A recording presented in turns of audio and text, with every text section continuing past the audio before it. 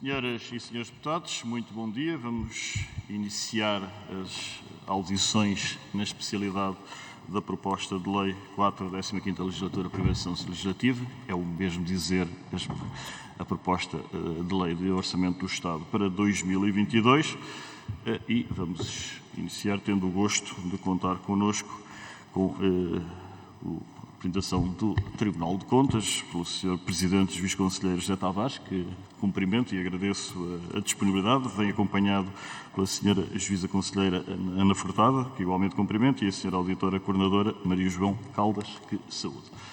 Cumpre-me só, antes de dar a palavra ao Sr. Presidente do Tribunal de Contas, reiterando obviamente o nosso gosto em tê-lo connosco, que, diferentemente das audições relativas aos orçamentos de cada Ministério, a grelha desta audição é uma grelha específica que se traduz em disponibilizar 10 minutos para a entidade convidada.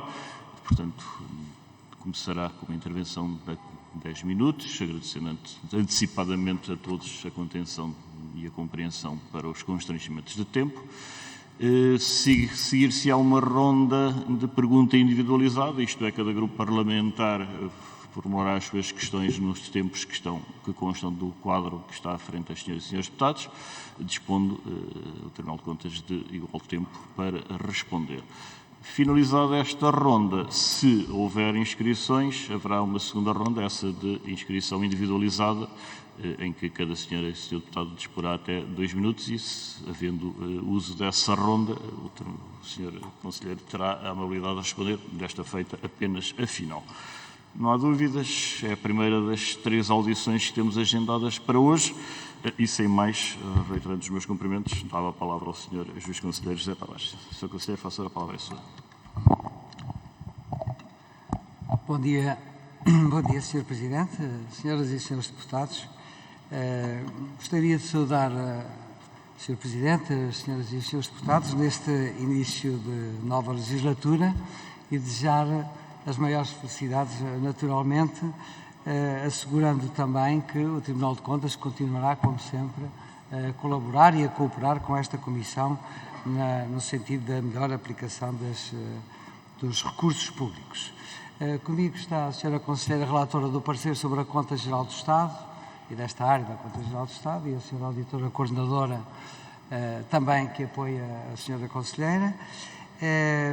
E justamente gostaria de começar por salientar que este ano, no passado mês de dezembro, o Tribunal teve uma iniciativa que eu espero continuar no futuro e até no plano das eleições das regiões autónomas e também nas eleições locais, que foi a seguinte, os seus conselhos já conhecem, tivemos a iniciativa de fazer uma síntese de todas as recomendações constantes de relatórios de auditoria nossos que ainda estivessem em fase de acolhimento ou ainda não com o início de acolhimento, de forma a que os novos titulares saídos das eleições pudessem ter este documento. É justamente este documento. Eu trouxe aqui em versão papel.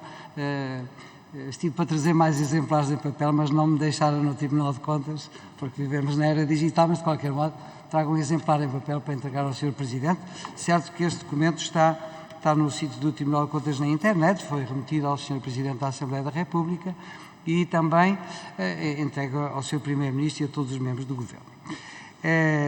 Portanto, esperamos nós todos que este documento seja um contributo, como é aliás o seu título, para nos ajudar a ir em frente nestas matérias. Como o Sr. Presidente e os senhores deputados sabem, nós sempre no Tribunal consideramos que a Assembleia da República, em linha, aliás, com o que pensamos na Organização Mundial dos Tribunais de Contas, é um dos interlocutores, ou o interlocutor mais importante do Tribunal de Contas, na medida em que nós existimos para informar os cidadãos e os seus representantes nos parlamentos de como os dinheiros públicos são efetivamente aplicados. E esta também é a segunda vez que tem lugar uma audição do Tribunal de Contas no âmbito do processo de elaboração e de aprovação da proposta de Orçamento do Estado para o ano seguinte, neste caso é para o ano em que estamos, e que foi uma alteração à Lei de Enquadramento Orçamental que o Tribunal, desde o início, saudou, porque realmente representa um passo em frente muito positivo e que nós saudamos, enfim, e agradecemos.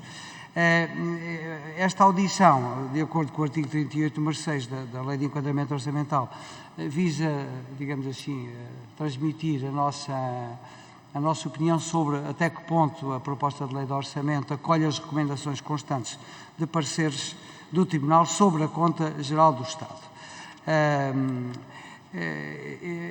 É bom também, gosto de sublinhar, que as recomendações, ao contrário do que muitas vezes se diz, as recomendações têm uma força intrínseca extremamente forte, na medida em que responsabilizam quem as emite, neste caso o Tribunal, mas também quem as recebe, não é? Porque é alertado para determinados caminhos e, portanto, acaba por, se esses caminhos não forem seguidos, por responsabilizar pelos resultados alcançados. Portanto, são contributos construtivos do Tribunal para a melhoria da gestão pública. Também gostaria de salientar que a maior parte das nossas recomendações neste domínio vão refletir sobretudo na execução orçamental e na Conta Geral do Estado. Nesta proposta de lei do Orçamento do Estado tem impacto as recomendações, sobretudo suscetíveis de serem traduzidas em normas legislativas, na lei que for aprovada, condicionadoras, portanto, de comportamentos futuros. Não iremos pronunciar-nos, naturalmente, sobre as opções político-legislativas consubstanciadas na proposta de lei do Orçamento do Estado para 2022, uma vez que o princípio da separação de poderes assim o impõe. Gostaria também de informar que o Tribunal se encontra neste momento a executar o seu programa de fiscalização para 2022, no quadro do seu plano estratégico 2020-2022, entretanto revisto por força da pandemia. Neste processo de programação, não é? No nosso programa de fiscalização deste ano, há várias ações que eu gostaria de informar os senhores deputados, que têm a ver com o controle dos fundos europeus, bem como os impactos da pandemia nos vários domínios. Precisamente hoje à tarde, vou partir para o Luxemburgo, para a reunião anual dos presidentes dos Tribunais de Contas da União Europeia, onde vamos trocar impressões, ideias e experiências no âmbito da aplicação dos fundos europeus, nomeadamente no âmbito do Plano de Recuperação e Resiliência. Gostaria também de informar, nesta breve introdução, as senhoras e os seus deputados, o Sr. Presidente, naturalmente, que na anterior legislatura esta Assembleia solicitou ao Tribunal de Contas uma auditoria sobre o novo banco. O ano passado, em maio, entregámos o primeiro relatório, que foi aqui, aliás, apresentado na Comissão. Dentro, muitíssimo em breve, eu diria, enfim, no final deste mês, princípio do próximo, teremos aprovado o segundo relatório que enviaremos à Assembleia sobre o novo banco. O primeiro relatório incidiu sobre o financiamento público do novo banco, o segundo relatório incidirá sobre a gestão do novo banco com o financiamento público. E, portanto, em breve remeteremos este relatório. Aproveito esta oportunidade ainda para referir, já o disse ao Sr. Presidente, que, tal como prevê a Lei de Enquadramento Orçamental, este ano é um ano que eu espero que seja grande neste aspecto que eu vou referir, que é, pensamos receber a Conta Geral do Estado de 2021 até ao próximo dia 15 de maio, tal como está previsto. O que significa que o nosso parecer sobre a Conta Geral do Estado não será entregue em dezembro, mas será entregue em setembro. Isto proporcionará a esta Assembleia que aprecie o Orçamento do Estado para 2023 com o parecer do Tribunal de Contas sobre as contas do ano passado. Este pormenor é um pormenor que é extremamente significativo e que é um motivo para nos regozijarmos, porque é um um marco importantíssimo em termos qualitativos no âmbito das finanças públicas do nosso país. Congratulamos por isso, com isso. Antes de dar a palavra à Sra. Conselheira Ana Leal Furtado, gostaria só de, relativamente à proposta de lei, dizer o seguinte. Estão contempladas algumas situações em que a administração pública incorre em responsabilidade financeira por violação de normas, nomeadamente nos artigos 5º, 39 e 80, o que nos parece uma boa solução. Portanto, assinalar este ponto é importante. Depois também estão consagradas nesta proposta de lei alguns casos de isenção de fiscalização prévia, que, como disse, nós não discutimos, são opções político-legislativas. No entanto, ponho à consideração da Assembleia a conveniência de todos os casos de isenção que são contemplados serem remetidos ao Tribunal no prazo de 30 dias após o início da sua execução, para efeitos de eventual fiscalização concomitante ou sucessiva. É claro que essa fiscalização pode sempre ter lugar, mas se forem remetidos é um bom sinal, de acordo com as orientações do Tribunal. Esta seria uma mensagem positiva e há aqui um outro argumento, é que esta remessa está consagrada no artigo 69, mas apenas relativamente aos processos respeitantes ao furacão Lourenço nos Açores, não é? Porque podemos perguntar por que razão, neste caso, remetem ao Tribunal e nos restados, enfim, até penso que por uma razão de uniformidade, penso que seria conveniente. Registramos também as normas dos artigos 97, 212 e 213 relativas à prestação de contas de acordo com o nosso sistema de normalização contabilística. A Sra. Conselheira irá referir dentro de momentos. Sr. Presidente, Senhoras e Senhores Deputados, a crise pandémica que nós vivemos desde há 2 anos e os seus efeitos económicos, financeiros e sociais, e agora a nova crise derivada da situação da Ucrânia e seus efeitos, demonstram que vivemos num mundo muito frágil e de alto risco, com ameaças globais a exigir união de esforços e atuações conjuntas. Os Tribunais de Contas, esta mensagem eu também a direi hoje no Luxemburgo, amanhã e depois da manhã, os Tribunais de Contas devem fazer a sua parte no que respeita à boa aplicação dos recursos públicos, tendo em vista contribuir para a minimização dos efeitos negativos das crises que enfrentamos. E esta Assembleia pode contar justamente com isso. Se o Sr. Presidente me permite, gostaria de dar a palavra agora à Sra. Conselheira Ana Leal Furtado. Já ultrapassamos.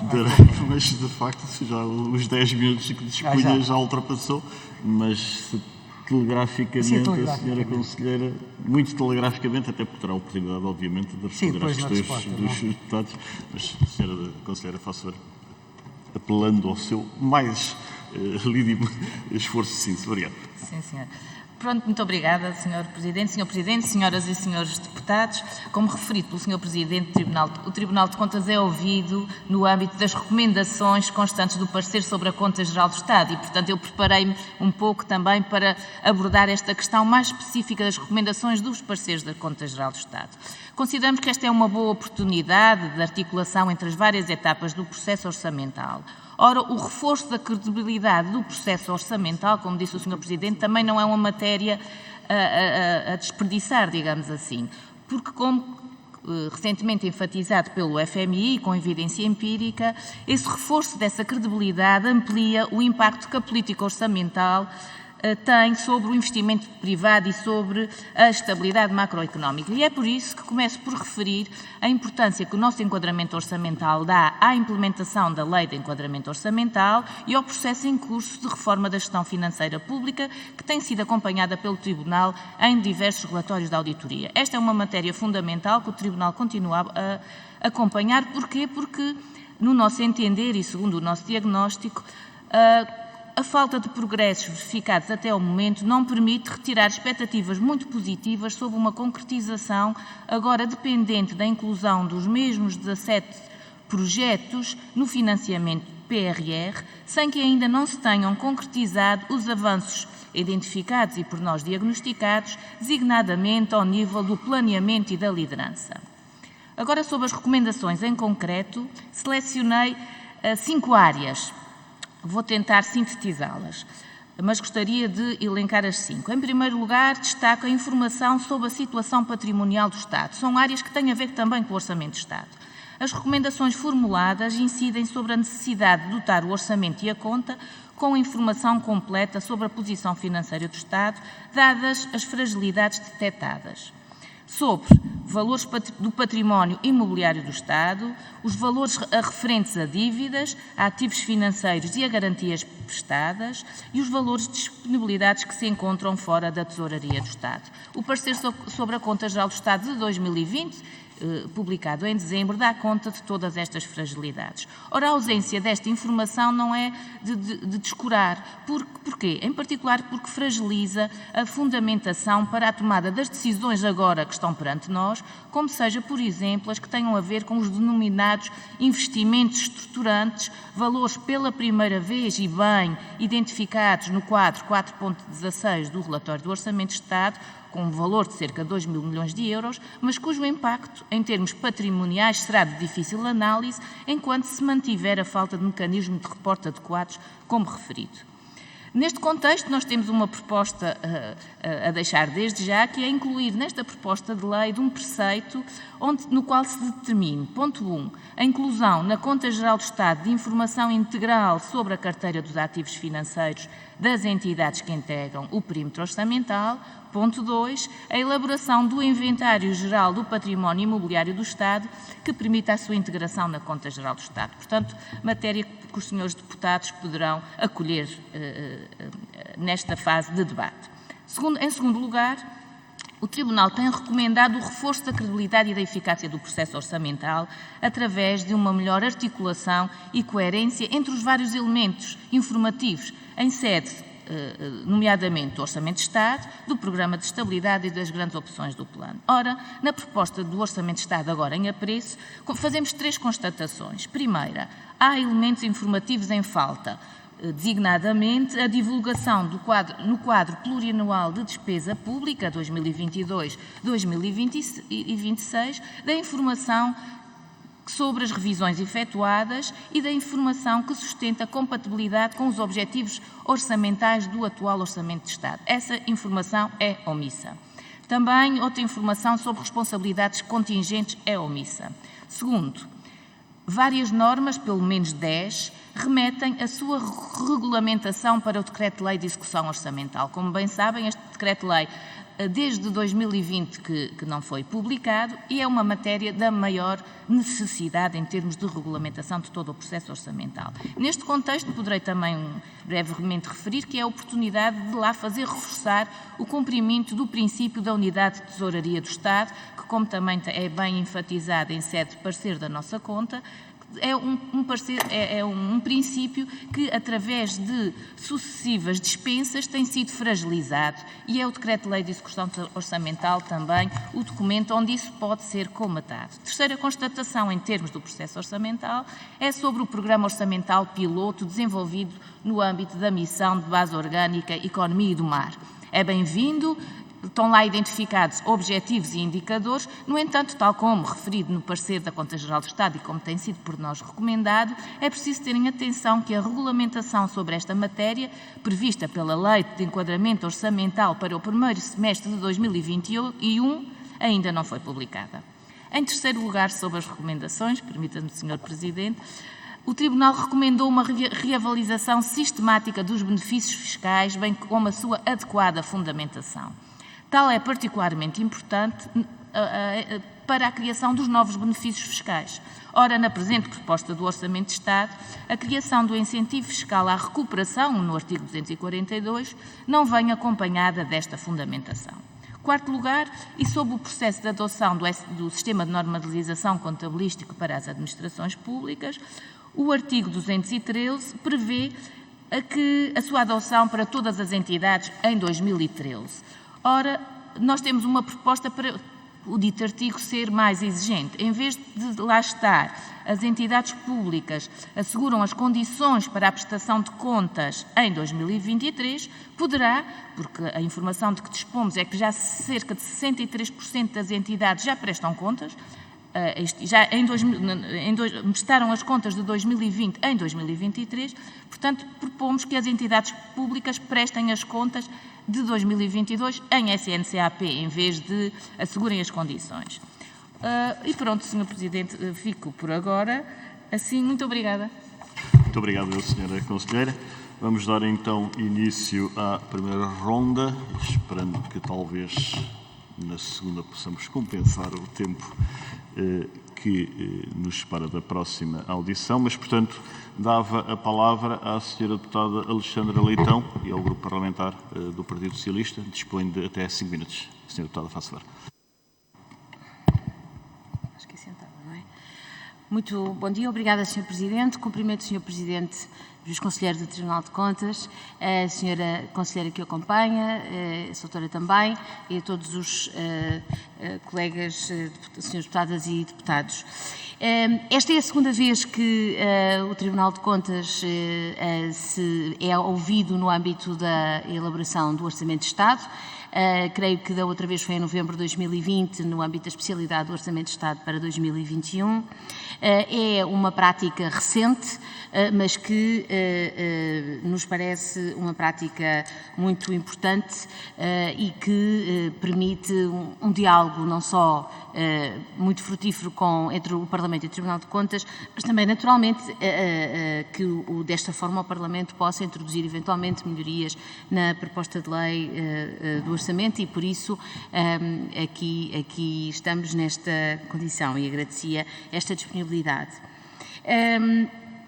Eu tinha, neste contexto, 3 ou 4 questões sobre as quais gostaria de, naturalmente, ouvir o Sr. Presidente Juiz Conselheiro, a Sra. Juíza Conselheira, e que têm a ver com aspectos que têm a ver com as recomendações que foram formuladas na Conta Geral do Estado de 2020, e depois também com com uma pergunta que tem a ver com a situação concreta em que nos encontramos, atendendo ao enquadramento, enfim, internacional muito específico em que vivemos. Uma das questões tinha a ver com se verificam ou não o nível de recomendações que nós encontramos na Conta Geral ou no relatório sobre a Conta Geral do Estado para 2020, por comparação com as recomendações que constavam do anterior relatório, e a taxa de cumprimento que tem havido e que o Orçamento para 2022 reflete relativamente às questões. Algumas delas a Sra. Juíza Conselheira referiu que subsistem, mas relativamente a outras, a evolução desta taxa de cumprimento, que naturalmente, sendo matérias de enorme complexidade, enfim, não se acolhem, não se conseguem implementar todas de uma vez, mas essa evolução relativamente à taxa de cumprimento das recomendações. Depois também uma nota sobre, e até, portanto, a taxa de cumprimento, o nível de cumprimento dessas recomendações e o número dessas recomendações, porque naturalmente a um eventual menor número de recomendações corresponderá, em princípio, uma maior taxa de efetividade no cumprimento das anteriores, naturalmente. Depois também já aqui foi referido naturalmente a importância da implementação da nova Lei de Enquadramento Orçamental. Nós sabemos que o PRR vai ter aqui vai criar condições através de recursos financeiros e consequentemente humanos também para esta evolução e portanto no fundo que notas têm sobre isso, além da questão da implementação do SNCAP, que tanto quanto julgo saber, de facto, por exemplo, ao nível também da consolidação com as contas das autarquias locais, houve um esforço de implementação do mesmo. Tinha aqui depois então essa questão que tem a ver, por um lado, com, e esta questão do SNCAP, designadamente nas autarquias locais, tem em particular importância no quadro deste Orçamento de 2022, que prevê o Fundo de Financiamento da Descentralização e que, portanto, maior número de receitas públicas serão executadas pelas autarquias. As últimas duas questões mais genéricas que colocava tinham a ver com o seguinte. Por um lado, este é um orçamento que tem também a particularidade de ir enfim, vigorar meio ano, mais ou menos, não é? Portanto, já tivemos cerca de 5 meses e teremos eventualmente até ao meio do ano com um regime do Odécimos, e em que termos é que isso também tem impacto na própria proposta de lei do orçamento. E, finalmente, gostaríamos de ouvir um pouco sobre os riscos para a execução orçamental decorrente da situação internacional. Isso é um bocadinho de futurologia, mas que justificam também, da nossa perspectiva, alguma precaução nos termos do atual Orçamento de Estado. Muito obrigada. Muito obrigado, eu, Sra. Deputada Alexandra Leitão.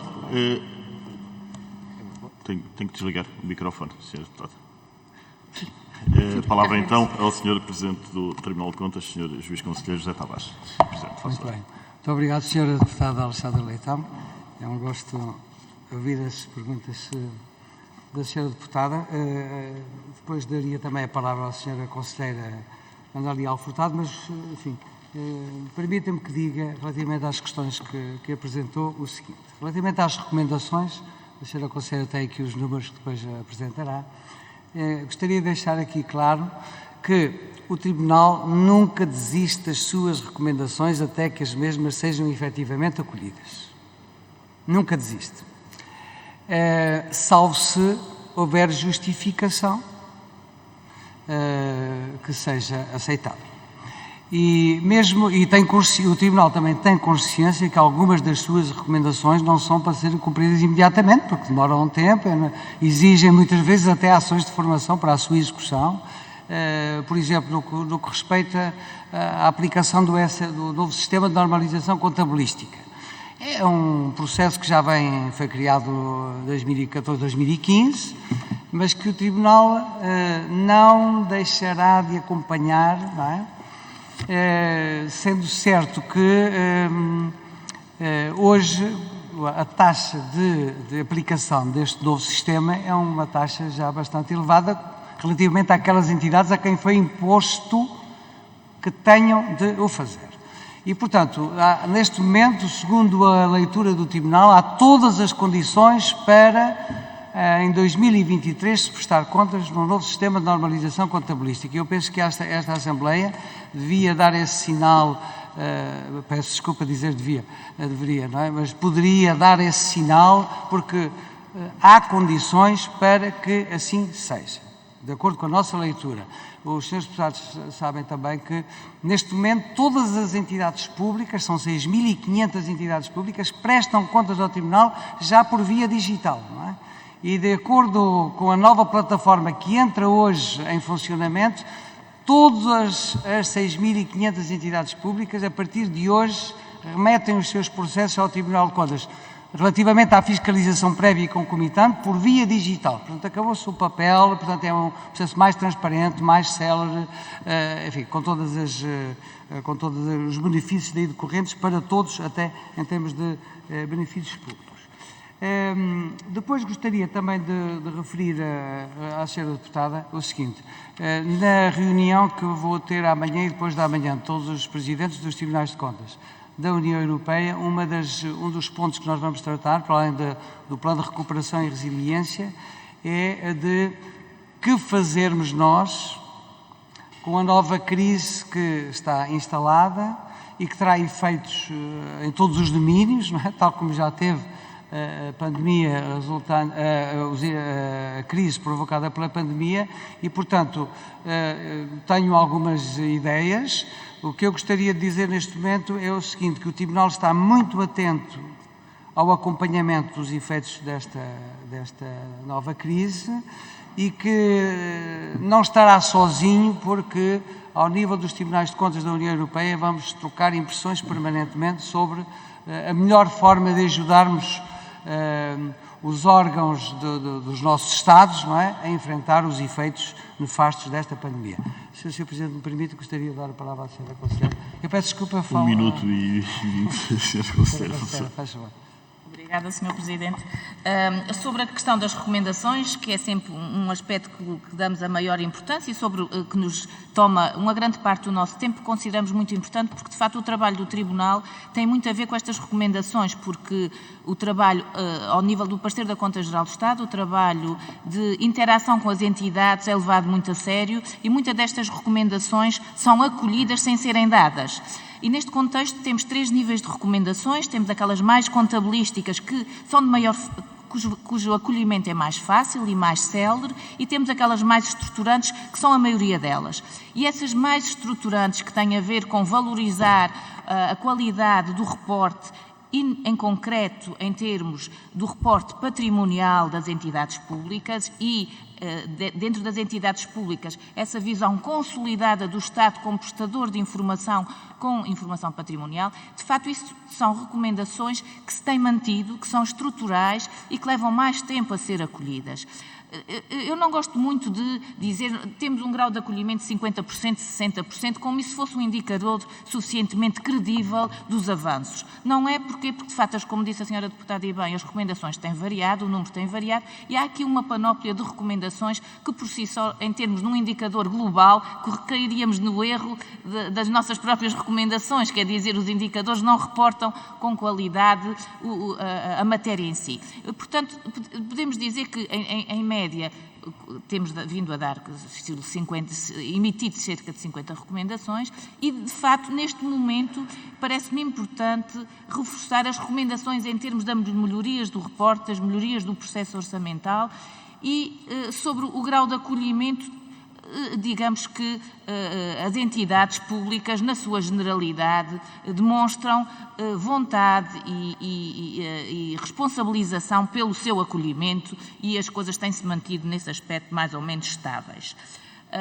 Sobre a questão da implementação da Lei de Enquadramento Orçamental, portanto, o nosso parecer faz o ponto de situação. Foram 6 anos onde, de facto, na nossa avaliação, os avanços não foram suficientes e, neste momento, como eu já disse no início, a inclusão no PRR é uma boa força, não é? Agora há montantes lá incluídos e os projetos estão dependentes dessa operacionalização. Agora, não temos matéria suficiente que nos permita reduzir os riscos na sua implementação, porque os problemas estruturais que foram por nós identificados, nomeadamente falta de planeamento, falta de liderança, falta de estrutura que leva a cabo a operacionalização destes 17 projetos, esses riscos não estão colmatados. Obrigada, Sra. Muito obrigado, Sra. Conselheira. Passamos agora ao Grupo Parlamentar do Partido Social Democrata, o Sr. Deputado Hugo Carneiro. Cumprimento, dispõe de 5 minutos. Sr. Deputado, faça favor. Muito obrigado, Sr. Presidente. Cumprimentar o Sr. Presidente do Tribunal de Contas, a Sra. Juíza Conselheira e a Soutora também do Tribunal de Contas. Portanto, esta audição reveste da maior importância porque é a oportunidade que nós temos de fazer um ponto de situação daquilo que nunca pode ser visto de modo estanque. Nós nunca podemos olhar para estas matérias como um ponto isolado de todos os outros que vêm sucedendo até aqui. E aquilo que nós tivemos a oportunidade de ver, até analisando o vosso parecer sobre a última Conta Geral do Estado disponível, é que a questão da transparência na prestação de informação continua a ser a pedra de toque, julgo eu, de toda a reforma das finanças públicas e da forma como o Governo divulga a sua execução orçamental e, antes da execução orçamental, a forma como apresenta as suas previsões sobre aquilo que será quer a receita, quer a despesa pública. Nós constatamos que, apesar dos adiamentos que têm sido feitos à reforma da entidade contabilística do Estado e ao papel da Unileo e aos programas orçamentais, todos esses detalhes dessa reforma, nós constatamos que só agora, por causa do PRR, é que o Governo arranjou 123 milhões de euros para implementar a reforma. E, portanto, a sensação com que ficamos é que até ao presente momento não fora o PRR e a reforma nunca avançaria porque nunca vimos nenhuma intenção real de afetar verbas do Estado para a implementação desta reforma. E eu gostava de perceber se concordam que, efetivamente, esta reforma poderá agora ter um novo impulso por causa da disponibilização deste dinheiro do PRR, e mais, se seria adequado ou pertinente a criação de uma carreira transversal na administração pública e especializada especificamente para a contabilidade na administração pública, portanto, pessoal especializado para tratar a matéria das finanças públicas, que fosse transversal a toda a administração, portanto, desde a administração central, a administração local e a administração regional, porque, segundo a informação que nós temos colhido, muitas das vezes a necessidade de formação que tem sido apresentada demonstra também aqui fragilidades, e a forma como a formação vem sendo prestada também não é a mais adequada. Julgo que, inclusivamente, não vai há muito tempo, parte dessa formação era até feita à distância, não é? No sistema de e-learning. Portanto, não sei se é o mais adequado para implementarmos uma reforma com esta envergadura. Nós, recentemente, a propósito da alteração à Lei de Enquadramento Orçamental, portanto, há cerca de 1 ou 2 semanas, o Partido Social Democrata apresentou uma proposta para que se atualizasse alguma informação que consta do relatório do Orçamento de Estado e que, por força das alterações que são introduzidas pelo Parlamento, apresentadas pelos partidos, fica completamente desatualizada e nós já não sabemos qual é, pelo menos o Parlamento já não sabe qual é, afinal, o ponto que deve considerar como estabilizado para poder controlar a despesa pública. Porquê? Porque a forma como o Governo apresenta muitos destes custos ao Parlamento, sobre quanto é que custam as medidas aprovadas pelo Parlamento, depois vem a verificar-se que não tem adesão à realidade. Recordo que há, inclusivamente, um relatório do Conselho de Finanças Públicas em que sobre a análise do orçamento, sobre a implementação do orçamento de 2021, em que o Governo, a determinada altura, diz que um conjunto de medidas que o Parlamento quer aprovar custam 1.000 milhões e, afinal, custaram só 10. Portanto, como é que o Parlamento pode desempenhar o seu papel quando há esta disparidade de informação e assimetria na capacidade de obter? Porque o Parlamento tem um conjunto de informação, mas o Governo tem muito mais e dá aquela que quer. Aliás, nós registramos que muitas das vezes ou o próprio Conselho de Finanças Públicas queixam-se das não respostas do Governo. Também gostava de falar sobre o novo banco e a TAP. Portanto, relativamente ao novo banco, se consideram que deveria o Governo ou o Fundo de Resolução encetar esforços para o reequilíbrio contratual, uma vez que provavelmente foram imputados ao mecanismo de capital contingente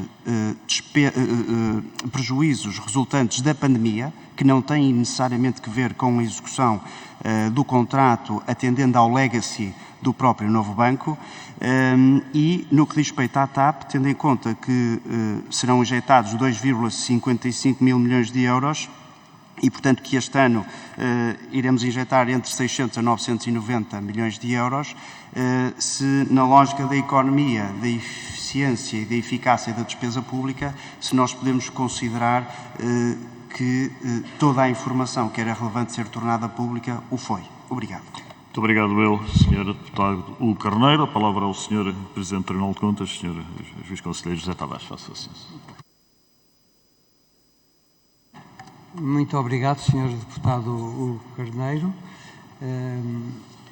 O Sr. Deputado levantou muitos temas de interesse, aos quais eu procurarei responder assim de uma forma mais sintética possível. Pergunto ao Sr. Deputado se não fosse o PRR e, portanto, as verbas que estão agora afetas, se digamos assim, a aplicação ou o desenvolvimento da reforma orçamental, nomeadamente quanto à entidade contabilística Estado, se isso teria lugar.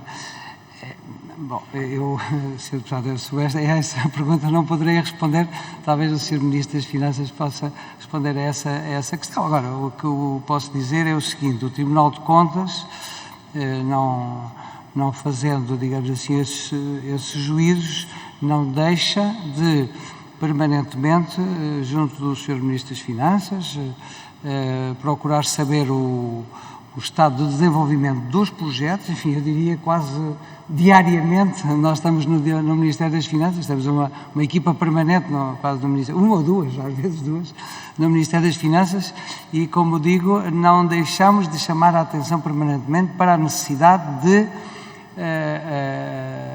a lei referente à reforma orçamental ser aplicada. E, portanto, relativamente à entidade contabilística Estado, não é por falta de chamadas de atenção do Tribunal de Contas que essa entidade não está já efetivamente no terreno. Enfim, têm sido dadas explicações. O Tribunal, como disse, não deixa de acompanhar e não deixa de seguir as nossas recomendações até que efetivamente tudo esteja concretizado e enquanto a lei estiver em vigor, claro está. Depois perguntou ao Sr. Deputado uma questão muito difícil, saber se não deveria haver uma carreira, digamos, de contabilista na administração pública, não é? Bom, eu vou responder com algum cuidado. O legislador tem tido cuidado nessas matérias. Ao apontar que quem em cada entidade pública é responsável pela prestação de contas tem de ser alguém com conhecimentos nessas matérias. Bom, é claro que esta questão tem depois outras dimensões que o poder político ou legislativo deve ponderar. Na parte que me toca como Presidente do Tribunal de Contas, o que eu diria era o seguinte: o senhor membro do Governo, que é responsável por estas matérias, penso que tem bem clara esta necessidade. O que eu acho, e respondo assim nestes termos, é que tem de haver cada vez mais, digamos assim, tecnicidade acrescida na prestação de contas e que o novo sistema de normalização contabilística para as administrações públicas, que se baseia nas normas internacionais de auditoria conhecidas por IPSAS, são de uma elevada tecnicidade e envolvem que haja especialistas nestas matérias e que haja formação profissional para o efeito. E, portanto, penso que sim, que há essa necessidade e, portanto, enfim, aproveito para dizer que o Tribunal também fica à disposição dos órgãos político-legislativos para ajudar a encontrar uma solução, se for considerada adequada. Depois, relativamente à questão que o Sr. Deputado refere de, enfim, os dados estarem permanentemente desatualizados, é verdade, não é? Quer dizer, é verdade que nós vivemos num mundo, hoje, um mundo de permanentes e frequentes alterações, até na lei, não é? Eu recordo da lei de há 2 anos, a lei 10A de 2020, que foi alterada 30 ou 40 vezes, não é? E realmente vivemos um mundo de grande volatilidade, não é? Agora, é necessário realmente que haja, nós no Tribunal de Contas não nos queixamos porque são-nos sempre fornecidos os dados que nós solicitamos e portanto, nem sequer concebo que seja de outra forma. Relativamente ao novo banco, se o Sr. Deputado não levar a mal, como daqui a um mês apresentaremos a esta Assembleia o nosso segundo relatório sobre o novo banco, depois conversaríamos nesse momento, porque não gostaria de avançar sem o Tribunal ainda ter aprovado esse segundo relatório. Da mesma forma que relativamente à TAP, o Tribunal não deixará de acompanhar a situação da TAP, como tem vindo a acompanhar e continuará a acompanhar, porque é relevante para o país, não só em termos financeiros, mas também económicos e também sociais, não é? Portanto, também, a seu tempo, também traremos notícias sobre esta matéria. A senhora Conselheira deseja acrescentar? Se houver... Pois já não tenho tempo. O senhor Presidente hoje deve dizer, este Presidente do Tribunal de Contas está muito indisciplinado. Nem dá aço, mas as perguntas já não... Sobre a lei de enquadramento orçamental e a sua implementação. Tenho que ligar.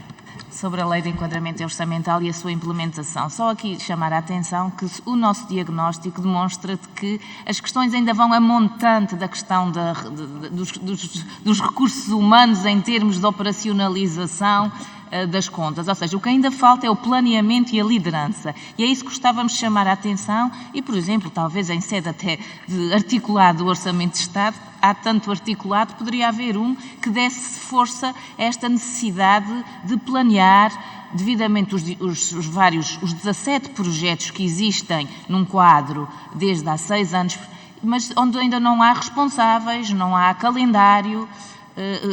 Damos como bom a sua inclusão no PRR, aliás, seguindo muito do que foi delineado nos vossos vários relatórios da auditoria, portanto, acabou por ser um bom trabalho de casa, porque quando da criação do PRR estavam lá os projetos devidamente trabalhados, mas não temos conhecimento que se tenha avançado. Desculpem, sobre a questão pertinente entre a execução e os desvios, que é uma pedra de toque, como diz o Sr. Deputado, e bem, os exemplos são muitos, portanto também dou conhecimento que estamos neste momento a realizar uma auditoria ao e-voucher e, por exemplo, aí também o desvio é muito grande, como sabem, portanto, desde os 200 milhões de euros orçamentados, foram executados 38 e, portanto, de facto, o que nos parece que mais do que uma questão de transparência é uma questão de qualidade de execução. Portanto, os valores muitas vezes são executados, são orçamentados, a qualidade da execução é que fica muitas vezes aquém e, portanto, é essa questão estrutural que merece muito trabalho. Obrigada. Muito obrigado, Sra. Conselheira. Segue-se o Grupo Parlamentar do Partido Chega, o Sr. Deputado Rui Afonso. Muito obrigado, Sr. Presidente, Sr. Presidente do Tribunal de Contas. Dou a palavra. 4 minutos. Passa, Sr. Deputado. Sr. Presidente, antes de mais começo por dar os parabéns pela medida que anunciou em antecipar o parecer sobre a Conta Geral do Estado de dezembro para setembro. Estou certo que este parecer será muito útil na discussão do Orçamento de Estado de 2023 e, por esse fato, damos os nossos parabéns e congratulamos com a medida que nos apresentou. Eu tinha 4 questões. Primeiro, a primeira questão, e eu queria um pouco a sua sensibilidade relativamente aos pressupostos que foram apresentados no Orçamento e que tiveram subjacentes à elaboração do Orçamento de 2022, em que basicamente são 4 grandes números: o crescimento do PIB em 4,9%, a taxa de inflação de 4%, o endividamento de 120,7% e o déficit de, portanto, 1,9%. Aquilo que eu lhe queria perguntar, de grosso modo, era se realmente, face à sua sensibilidade, se acha que estes números são realistas ou não. O segundo ponto que eu lhe queria colocar já é um pouco fora do âmbito, mas é uma notícia que saiu agora há pouco tempo, que tem a ver com a Inspeção-Geral de Finanças, que promoveu uma auditoria de 19 mil milhões de euros de dinheiros públicos em 2021, o que resultou na detecção de 1.806 milhões de euros em irregularidades ou inobservância de regras. Estes resultados globais foram muito condicionados pela pandemia, ainda que o valor das irregularidades detectadas se aproxime dos resultados médios do triênio anterior. Aqueles 1.806 milhões de euros resultam de 1.161 milhões de euros envolvendo situações de inobservância de princípios e regras orçamentais e de erros nas demonstrações financeiras, a que se somam 457 milhões de euros de irregularidades em matéria de receita pública e 188 milhões de euros em irregularidades no domínio da contratação pública, parcerias público-privadas e concessões. Neste universo, incluem-se 460 milhões de euros de infrações financeiras, que serão comunicadas ao Tribunal de Contas. O que eu queria questionar, Sr. Presidente, é se efetivamente já tem conhecimento das infrações em causa e gostaria de obter um comentário sobre esta matéria. A terceira questão tem a ver com a limitação da hábito de reservas que foi feita no controle interno da Segurança Social. Há aqui uma referência que me preocupa um pouco, que basicamente diz o seguinte: a ausência de controle quanto à ocupação e titularidade de imóveis que prejudica a aplicação do princípio da onerosidade e permite situações de ocupação de imóveis de forma gratuita por entidades não públicas. A minha questão é saber se neste Orçamento de Estado realmente se houve alguma medida que foi tomada no sentido de mitigar esta anomalia, esta falta de controle interno que realmente prejudica bastante o erário público. E, por último, quero-lhe falar também de bancos falidos. Neste momento, o Estado tem na sua esfera 7 bancos falidos. Na última década, o Estado gastou com bancos falidos cerca de 30 mil milhões de euros e agora, em 2022, vamos meter mais 294 milhões de euros, se me permite a expressão. A minha pergunta é se efetivamente também não seria de se efetuar uma auditoria a estes bancos, conforme a exemplo do que já foi feito com o novo banco. Muito obrigado. Muito obrigado, eu, Sr. Deputado Rui Afonso. A palavra ao Sr. Presidente do Tribunal de Contas. Sr. Conselheiro, faça favor. Muito bem, muito obrigado, Sr. Deputado. Relativamente às previsões que o Sr. Deputado referiu para comentarmos no que respeita ao crescimento do PIB, à inflação, ao déficit, etc., são estimativas, não é? Que estão apresentadas, também há estimativas no âmbito da União Europeia, como sabe. Nós realmente, como Tribunal enquanto tal, ainda não nos pronunciamos e ainda não analisámos esta matéria, mas enfim, tomamos como boas estas estimativas, tanto mais que vão um pouco, enfim, na linha daquelas que são apresentadas pela União Europeia. Portanto, para já tomamos-las como boas previsões e assim continuaremos a fazer até a nossa conclusão. Depois, relativamente à auditoria da Inspeção-Geral de Finanças, o Sr. Deputado sabe que quer os relatórios da auditoria do Tribunal de Contas, quer os relatórios da auditoria dos órgãos de controle interno, como é o caso da Inspeção-Geral de Finanças, têm um determinado seguimento que é o seguinte: esses relatórios são depois remetidos sempre ao Ministério Público, junto do Tribunal de Contas. O Ministério Público analisa esses relatórios e se concluir que estão perante casos de julgamento de responsabilidades financeiras, o Ministério Público tem o poder de instaurar uma ação financeira para julgamento de responsabilidades junto da terceira Câmara do Tribunal de Contas. Até este momento, Sr. Deputado, não tenho conhecimento que este relatório já tenha chegado. Quando chegar, terá esse seguimento e pronto, seguirá os seus trâmites até ao final. Relativamente ao novo banco, como o Sr. Deputado não levar a mal, também dentro de um mês o Sr. Deputado terá... Não, Sr. Presidente, aquilo que eu lhe perguntei é se efetivamente, a exemplo do que foi feito no banco, e dado que o Estado já gastou muito dinheiro com bancos falidos, estamos a falar de 7 bancos falidos neste momento estão na história do Estado, se efetivamente também não será de efetuar auditorias a esses bancos, uma vez que agora o Estado, no novo Orçamento de Estado, prevê uma injeção de 294 milhões de euros. Sim, o Sr. Deputado terá essa análise no âmbito do parecer sobre a Conta Geral do Estado, que neste momento está em elaboração pelo Tribunal, e a seu tempo teremos. A Sra. Conselheira quer completar quanto ao património imobiliário, que está a fazer uma análise? Não, sobre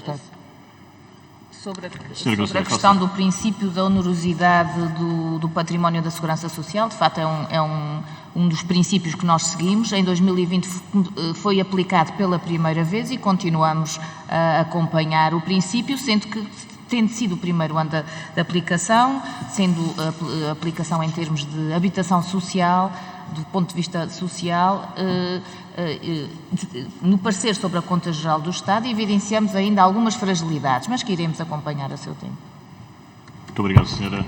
Conselheira. Segue-se o Grupo Parlamentar de Iniciativa Liberal, a Sra. Deputada Carla Castro, que dispõe de 3 minutos. Sra. Deputada, faça favor.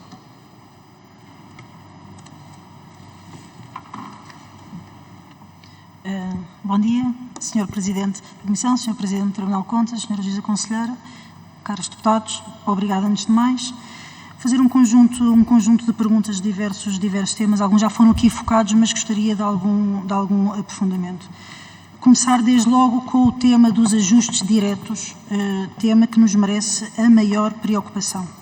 Por um lado, que deverão ser obviamente sempre a título excepcional e que não deverão isentar a fiscalização sucessiva e concomitante, como é suposto, mas também que devemos insistir num dever especial de fundamentação destes casos existentes, quer em relação à motivação, quer em relação aos adjudicatários.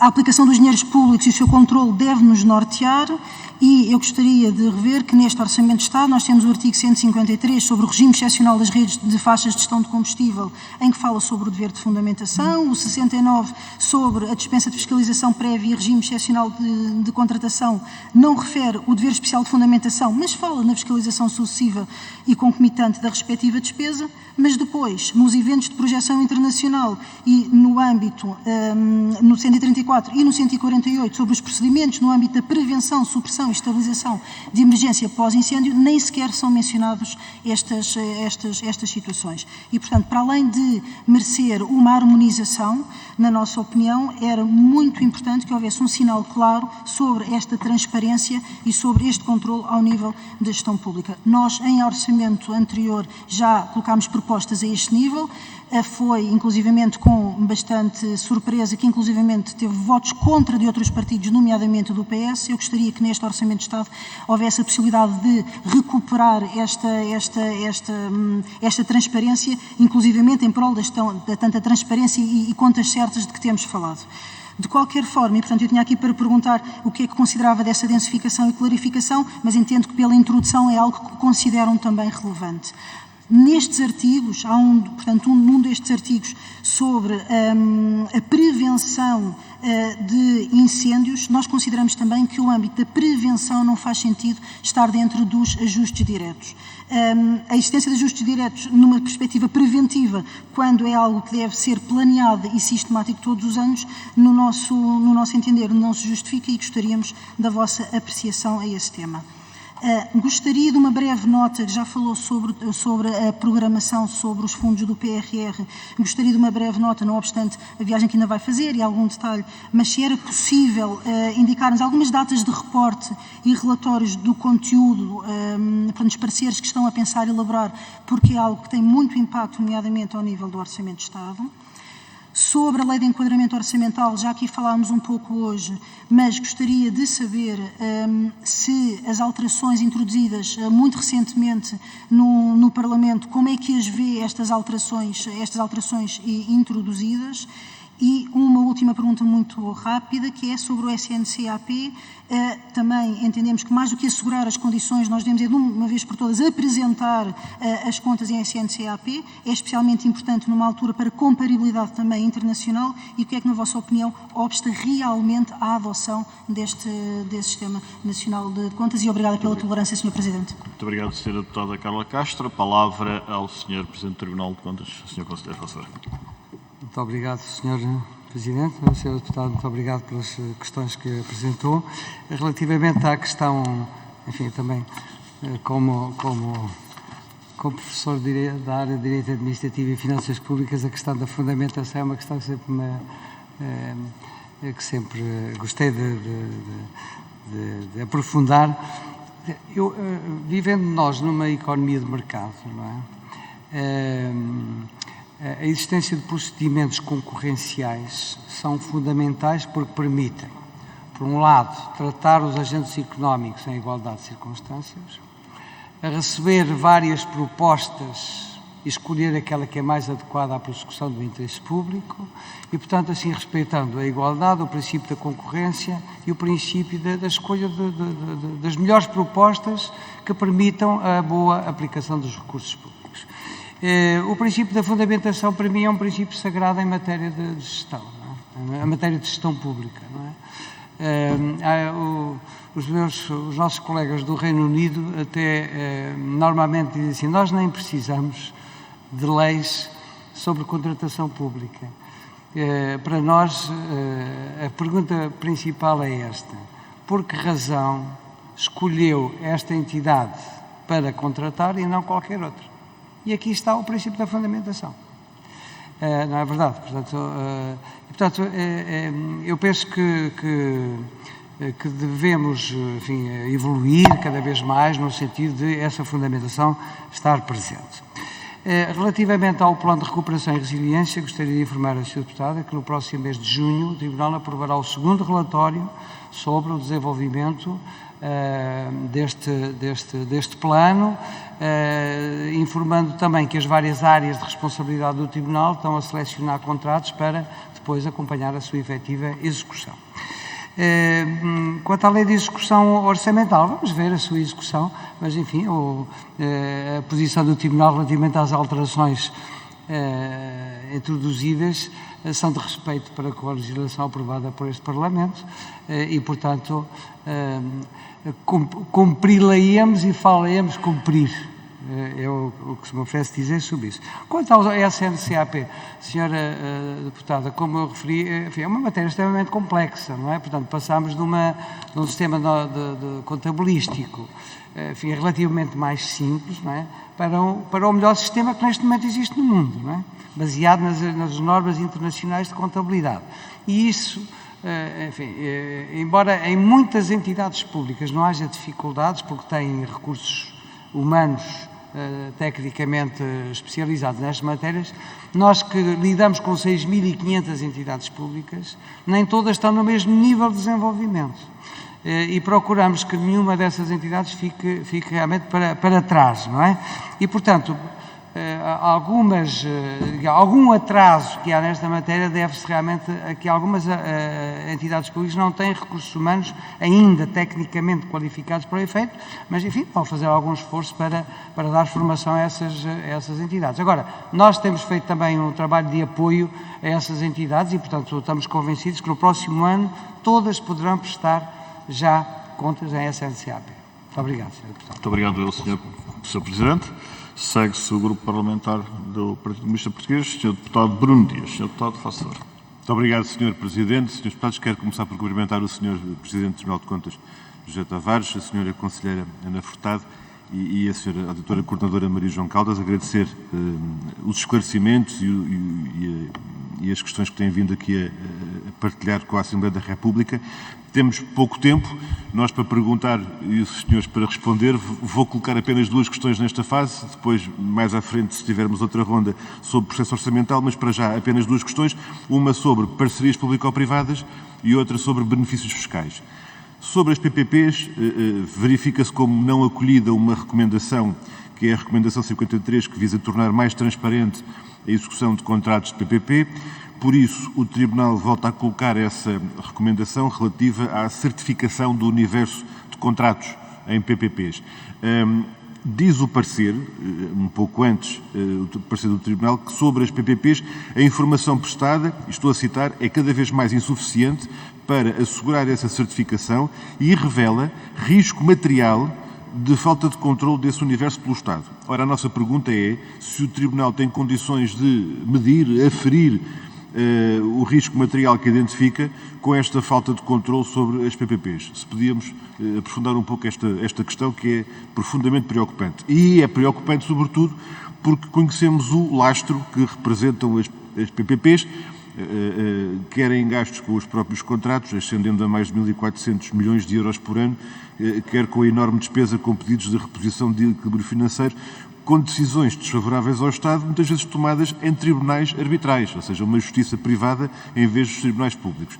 Nestes orçamentos, o Governo prevê, só no setor rodoviário, gastar mais 183 milhões de euros do que na proposta anterior do orçamento para 21, em compensações deste tipo. Sabemos que o Tribunal acompanha de perto estes contratos, por isso, e tendo em conta o não acolhimento dessa recomendação do Tribunal, gostaríamos de perguntar quais são os riscos mais significativos que Vossas Excelências identificam nesses contratos. A questão dos benefícios fiscais tem a ver com dois pontos, IRC e IRS. O Tribunal, embora reconheça avanços, continua a identificar problemas de quantificação da despesa fiscal associada aos vários benefícios fiscais, bem como a ausência de uma reavaliação sistemática dos mesmos. Ora, quando vemos em sede de IRS um aumento de 44% só neste ano 2020, a que se refere o parecer e a conta, em despesa fiscal, com o regime dos residentes não habituais, que passa para representar 60% da despesa fiscal no IRS, não podemos deixar de manifestar preocupação em impostos e até em política de habitação, mas isso era outro debate.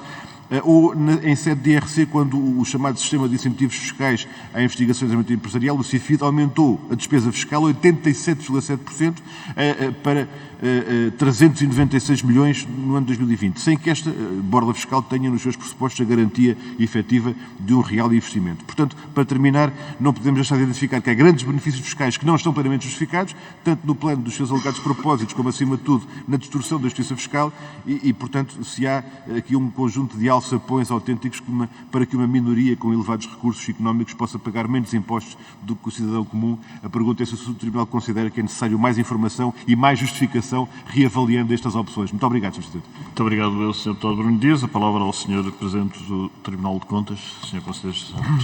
Muito obrigado, Sr. Presidente. Sr. Deputado, muito obrigado pelas questões que nos apresenta. Entretanto, desde o nosso parecer sobre a Conta Geral do Estado de 2020, enfim, já decorreram muitos trabalhos nossos sobre estas mesmas matérias. Neste momento estamos a preparar a elaboração do parecer sobre a Conta Geral do Estado de 2021. Eu daria, se o Sr. Presidente me permitir, a palavra à Sra. Conselheira para, com os elementos novos, responder às perguntas do Sr. Presidente. Faça o Sr. Conselheiro. Obrigada, Sr. Presidente. Eu não tenho assim muito a avançar face ao que esta matéria diz respeito. Portanto, este reforço da necessidade de fundamentação, só posso concordar que ela se mantém premente. Como eu disse no início da minha apresentação, em termos dos benefícios fiscais, por exemplo, o que o Tribunal tem vindo a identificar é a ausência de fundamentação, quer quanto aos novos benefícios fiscais que são criados, e esses talvez nesta sede sejam aqueles onde se fosse mais necessário começar por exigir que essa fundamentação fosse feita em termos de estimativas das receitas cessantes, quer em termos de fundamentação para a criação ou alguma demonstração em que benefícios fiscais, em que esses benefícios são superiores aos que resultariam da tributação normal. Portanto, temos vindo a incentivar, a alavancar a necessidade desse reforço de fundamentação. Sobre a questão das parcerias público-privadas, a análise tem sido feita com base em informação global, que é pedida à UTAP. Aí temos identificado que, de facto, falta certificar um conjunto de parcerias que não estão consideradas no universo que é certificado pela respectiva entidade, mas não temos vindo a fazer neste momento auditorias específicas a cada uma das parcerias. E, portanto, eu deixaria isso para essa sede. Em termos de parecer, a análise tem sido global sobre o universo em causa. Muito obrigado, Sra. Conselheira Ana Furtado. A palavra agora ao Grupo Parlamentar do Bloco de Esquerda, a Sra. Deputada Mariana Mortágua. Faça-se. Obrigado, Sr. Presidente. Cumprimento o Sr. Presidente do Tribunal de Contas, a Sra. Juíza Conselheira e a Sra. Auditora Coordenadora. Há algumas questões que gostaria de colocar, algumas já foram colocadas, mas ainda sob uma perspectiva um pouco diferente. Nomeadamente em relação ao Fundo de Resolução, já nos disse aqui que nos trarão mais uma auditoria, é uma boa notícia. A anterior auditoria penso que proporcionou um importante debate aqui no Parlamento sobre o contrato de venda e as condições em que foi realizada essa venda, mas há uma outra questão que tem a ver com a situação patrimonial do Fundo de Resolução. É mencionado no vosso parecer que o Fundo de Resolução tem recursos próprios negativos de mais de 7 mil milhões de euros. Não é segredo para ninguém, o Fundo de Resolução é uma entidade falida. Aliás, dificilmente não seria, tendo em conta o destino que tem e o objetivo que tem. Mas o Fundo de Resolução tem, nos seus ativos, 25% do novo banco, que deixará de ter se o Estado exercer os seus direitos de conversão dos créditos tributários ao abrigo dos ativos por impostos, do regime especial dos ativos por impostos diferidos.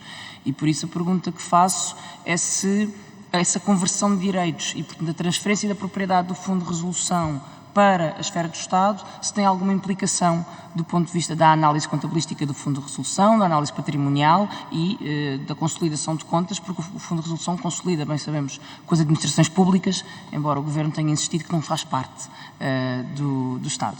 Em segundo lugar, uma nota sobre a execução das medidas de reação à pandemia. Há também uma nota no parecer em que o Tribunal de Contas diz que a Conta Geral do Estado reporta 397 milhões de medidas de resposta, inclui 298 milhões de medidas extra-orçamentais, são indicadas 22 medidas, mas aqui há uma diferença porque aparentemente o Governo indica uma execução global de 1.549 milhões de euros, mas, segundo o Tribunal de Contas, 14 medidas não foram executadas em 2020, ou pelo menos não há garantias que tenham sido bem qualificadas, e que o grau de execução o grau de execução de 13 medidas era insuficiente e 5 não apresentaram resultados. E se nos pudesse explicar um pouco melhor quais as considerações do Tribunal de Contas sobre a real execução das medidas de resposta à pandemia e se esta não execução é uma não execução real ou se trata de uma má classificação das despesas de resposta, porque, enfim, foi um tema bastante debatido aqui na Assembleia. Finalmente, uma pergunta sobre o inventário do património imobiliário do Estado. É uma luta antiga, temos tentado promovê-la e gostaríamos de saber se tem indicação de alguns avanços nos esforços de inventariar todo o património imobiliário do Estado, até por uma questão de definição de políticas públicas. Não se pode definir políticas públicas de habitação se o Estado não sabe e não conhece o seu património. Muito obrigado, Sra. Deputada Mariana Mortágua. A palavra ao Sr. Presidente do Tribunal de Contas. Muito obrigado. Muito obrigado, Sra. Deputada Mariana Mortágua. As questões que a Sra. Deputada podíamos estar aqui o dia todo a tratá-las, mas, enfim, vou tentar... Só temos 3 minutos. Só temos 3 minutos.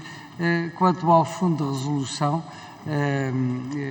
eu pedia também à Sra. Deputada, para não levar a mal, para não avançar muito antes da apresentação do nosso relatório, de qualquer modo, temos noção do seguinte, que ficou claro com o nosso primeiro relatório que o financiamento do novo banco pelo Fundo de Resolução é um financiamento público, que as receitas provenientes das contribuições dos outros bancos para o Fundo de Resolução são receitas públicas, que o novo banco tem 25% de capital público e que o Tribunal acompanhará toda esta situação da melhor forma possível e em breve teremos aqui o nosso segundo relatório sobre a matéria. Em relação às medidas de reação à pandemia, enfim, foram estabelecidas e criadas múltiplas medidas de reação à pandemia, umas foram integralmente executadas, outras parcialmente e outras não foram. Nos casos em que não houve execução, houve uma não execução real, que por vezes são próprios, é uma não execução também derivada dos próprios dos potenciais beneficiários. Nós já apresentámos relatórios relativamente a algumas medidas que foram estabelecidas e que não tiveram um grau de execução a 100%. Não é? Por exemplo, no domínio da habitação, apresentámos um relatório recentemente sobre essa matéria. Não é? E, portanto, muito em breve também vamos apresentar números globais e particulares relativamente às várias medidas que foram estabelecidas. Relativamente ao património imobiliário do Estado, que é uma matéria que também nos preocupa e que não deixaremos de acompanhar insistentemente, aliás, a Sra. Conselheira é que é responsável por esta área. Sra. Conselheira, se quiser acrescentar, faz favor, se o Sr. Presidente... Obrigada, Sr. Presidente. Sobre esta questão da inventariação do património imobiliário, portanto, o parecer dá conta que há um projeto que foi incluído em sede de financiamento PRR, o chamado SIG-PIP, um sistema de gestão de informação do património imobiliário público, em que, em termos de parecer da Conta Geral do Estado, damos conta desse projeto e, em sede de parecer da Conta Geral do Estado de 2021, que apresentaremos em setembro, daremos conta da implementação do referido sistema, que neste momento ainda não tem uma informação suficiente que permita dar informação útil sobre a forma como está a ser implementado. Sobre a questão da alocação de medidas Covid, desta classificação de medidas como Covid, o que o Tribunal tem vindo a constatar é que, de facto, por um lado, todo o detalhe é bem-vindo, mas também verificamos que às vezes houve alguma tendência em classificar como medidas Covid algumas medidas que poderiam não cair imediatamente no âmbito, exclusivamente no âmbito do combate à pandemia. E, portanto, aí também às vezes esta falta de execução simplesmente com este detalhe de classificação como medidas Covid, mas é para isso que o Tribunal também está cá e no parecer da Conta-Geral do Estado continuaremos a dar conta de até que ponto é que essa classificação vem de encontro às boas práticas e está a ser bem feita, porque é um assunto também premente, porque também agora não podemos ter classificações para tudo e mais alguma coisa. Muito obrigado, Sra. Conselheira. Para encerrarmos esta primeira ronda, e antes de dar a palavra à Sra. Deputada Inês Sousa Real, há pouco apelei às Sras. Deputadas um ato de contenção para inscrições na segunda ronda, informar apenas que terão que ser feitas até ao final da resposta a dar à Sra. Deputada Inês Sousa Real. Conto apenas com 2 senhores deputados. Pronto, já vejo que não terem mais, irei apontar enquanto a Sra. Deputada Inês Sousa Real faz as suas questões em 1 minuto. Sra. Deputada, faça. Muito obrigada, Sr. Presidente. Cumprimento o Sr. Presidente do Tribunal de Contas, Juiz Conselheiro, a Sra. Conselheira e também a Sra. Auditora, Senhoras e Senhores Deputados, começando por agradecer e também saudar, aproveitar a vossa presença para saudar o lançamento do portal da fiscalização prévia dos contratos públicos, o que é uma medida, sem dúvida, bastante importante para tornar os processos mais céleres, eficientes e também a promoção da transparência. Há aqui 3 questões muito concretas que dentro deste minuto lhe gostaria de colocar. A primeira prende-se com o PRR, já aqui foi falada a necessidade de adotar procedimentos que não ponham em causa, por via da contratação direta, as questões da corrupção ou da transparência. Nesse sentido, o PAN apresentou já uma iniciativa que defende a revogação deste regime excepcional, mas preocupa-nos, de facto, o regime que o PS já veio avançar e a proposta de criação de um simplex para os fundos europeus, e nesse sentido gostaríamos que o Tribunal de Contas se pronunciasse, nomeadamente, se este regime nos poderá levar ou não a ter de devolver estes fundos europeus, e falamos de 9.000 milhões de euros no próprio orçamento. Relativamente às PPPs rodoviárias, a nossa questão prende-se com a renegociação. Para o PAN, o caminho deve ser a renegociação, tendo em conta que elas vão custar 3 vezes mais ao nosso país, e gostaríamos de perceber se para o Tribunal de Contas também seria este o caminho. E, por fim, se as verbas que estão vertidas no Orçamento de Estado para o Tribunal de Contas, se os senhores juízes conselheiros entendem que são de facto suficientes, até por força das necessidades de fiscalização do próprio PRR, e estou mesmo a concluir, Sr. Presidente, ou se até por força dos mecanismos de inteligência artificial que seriam necessários implementar, se seria necessário o seu reforço. E agradeço ao Sr. Presidente a tolerância. Muito obrigado, Sra. Deputada. E agora, então, para concluir esta primeira ronda, a palavra ao Tribunal de Contas, Sr. Presidente. Faça. Muito bem, muito obrigado, Sra. Deputada, pelas questões que nos apresentou.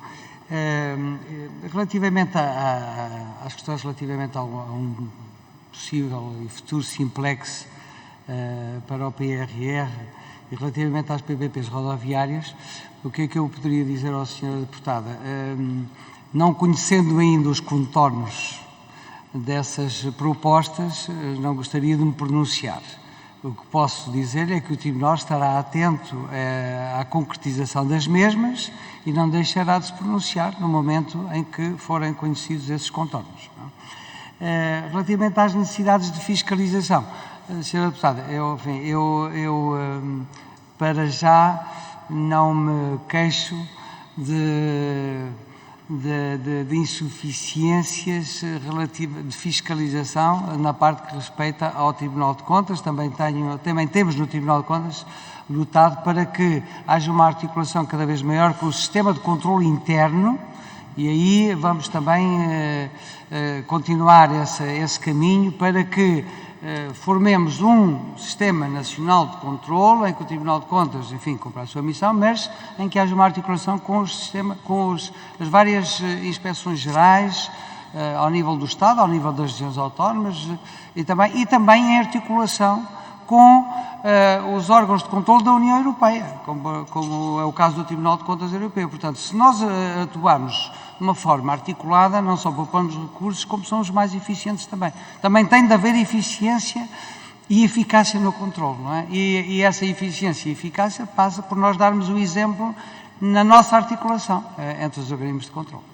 Muito obrigado, Sr. Muito obrigado, Sr. Presidente. Então, vamos proceder à segunda e última ronda.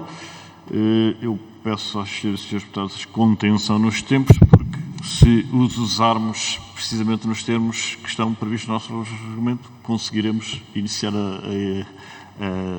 a audição subsequente a horas, porque temos 5 senhoras e senhores deputados inscritos, portanto 10 minutos para questões, 10 minutos para respostas e, portanto, estaremos a 20 minutos do final desta audição.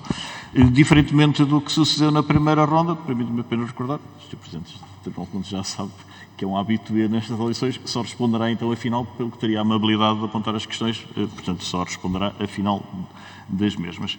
Dou a palavra 2 minutos ao deputado Rui Tavares, de Livre. Faço favor. Muito obrigado, Sr. Presidente da Comissão, Sr. Juiz Presidente, Sra. Juíza Conselheira e Sra. Doutora Coordenadora. Obrigado pelos vossos esclarecimentos. Aqui vão 2 perguntas rápidas de um assumido não especialista, assumido, mas não orgulhoso, não especialista nestes temas. Em primeiro lugar, gostaria de perguntar sobre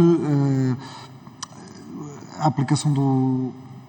Portanto, sobre esse escrutínio, digamos, mais reforçado à aplicação de fundos europeus, nomeadamente no quadro do PRR, e julgo eu também, embora saiba que vá agora para uma reunião sobre esse tema, mas gostaria de saber se ele está em cima da mesa, no quadro do novo mecanismo de controle de Estado de Direito na aplicação do orçamento europeu que foi aprovado no ano passado. Esse sim é um tema que conheço há algum tempo e que me interessa, e há muito que defendo que a maneira certa, ou uma das maneiras pouco exploradas, mas potencialmente interessantes de fazer o escrutínio ao nível do Estado de Direito e da aplicação em boa fidedignidade e integridade do orçamento europeu é através da cooperação entre tribunais nacionais. E, portanto, gostaria de saber até que ponto esse tema é um tema no qual o Tribunal de Contas português se interessa e se gostará de contribuir para ele, porque me parece muitíssimo importante. A segunda pergunta incide sobre a questão do património imobiliário do Estado, na sequência da pergunta que já foi feita pela nossa colega Mariana Mortágua.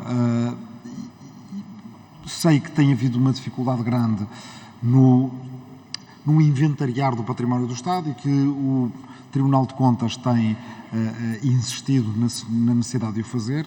É essencial, em particular numa fase em que nós precisamos de dar novos usos a edifícios do Estado, seja porque há uma crise na habitação, que já foi referida, seja porque há mudanças no mundo do trabalho para as quais, para as integrarmos, nós beneficiaríamos muito, por exemplo, em transformar quartéis que estão no centro das cidades para outros usos públicos. O que eu queria saber é quais é que são as regras com que o Tribunal de Contas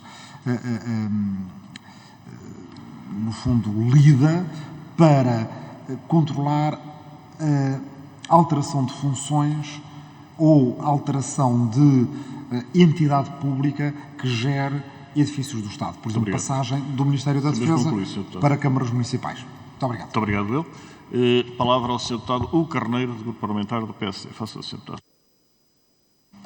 Muito obrigado, Sr. Presidente. Portanto, telegraficamente, sustentabilidade das finanças públicas. No vosso parecer, portanto, é identificado que entre 2025 e 2030, em especial entre 2026 e 2027, os vencimentos de dívida pública ultrapassam já os 21 mil milhões de euros. Portanto, significa que o Estado terá que pagar uma elevada fatura de dívida passada num curto espaço de tempo.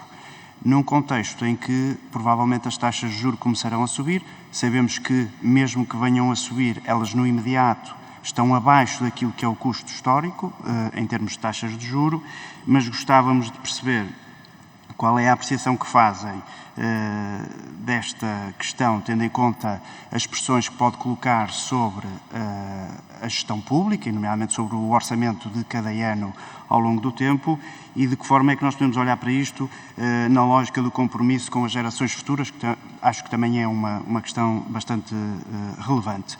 Depois, o Orçamento de Estado prevê uma indemnização de 285 milhões de euros para PPPs no âmbito de uma decisão ou várias decisões arbitrais, mas não é identificado em nenhum momento quais são ou qual é a entidade que aqui está em causa. Esta pergunta já foi colocada no Parlamento ao Sr. Ministro das Finanças, não foi respondida e gostávamos de saber a vossa opinião, se é plausível ou razoável que o Parlamento não saiba a quem é que nós eventualmente estamos a autorizar o pagamento de 285 milhões de euros.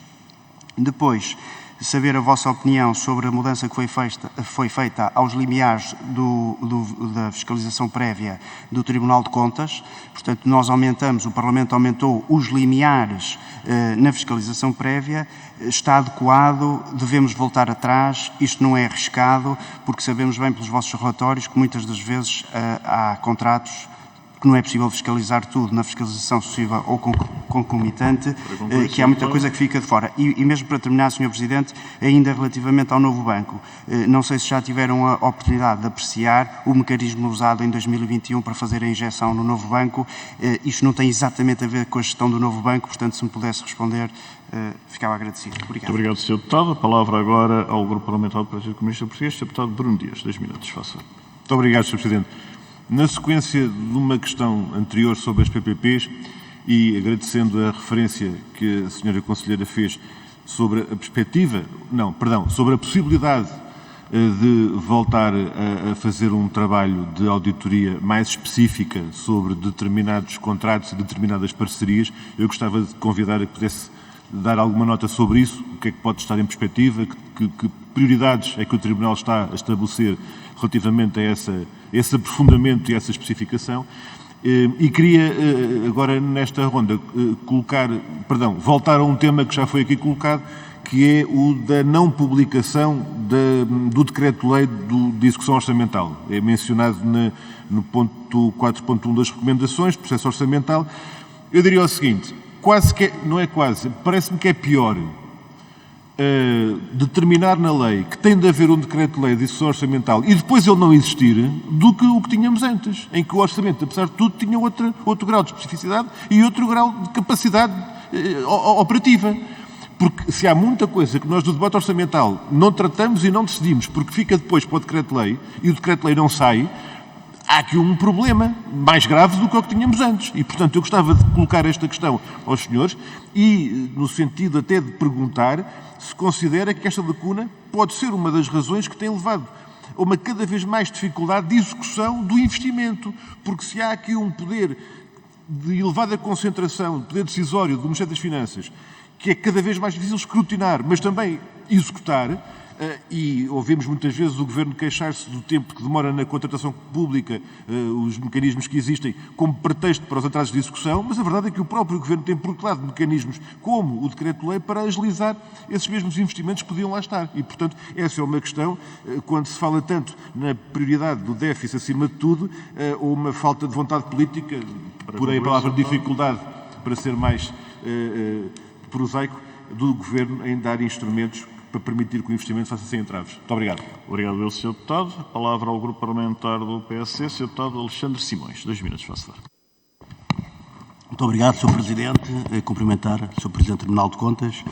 Muito rapidamente, relativamente a uma questão que já foi abordada nesta sessão, prende-se com o PRR. Portanto, temos no PRR uma oportunidade histórica, porventura a última, para o país, para Portugal. Contamos investir cerca de 16 mil milhões de euros, em que, como é bem sabido, apenas 5 mil milhões serão, aplicadas junto do setor privado e social, cabendo à maior parte das verbas serem geridas e aplicadas através do Estado e das autarquias locais. Nessa medida, é uma preocupação que deve, também certamente será acompanhada pelo Tribunal de Contas, relativamente àquilo que é a capacidade ou a própria estrutura do Estado em fazer executar e implementar este importante programa. Nós sabemos que a administração pública está exangue a nível de quadros, de capacitação técnica para fazer a administração rotineira, quanto mais relativamente a um grande programa quanto aquele que se avizinha.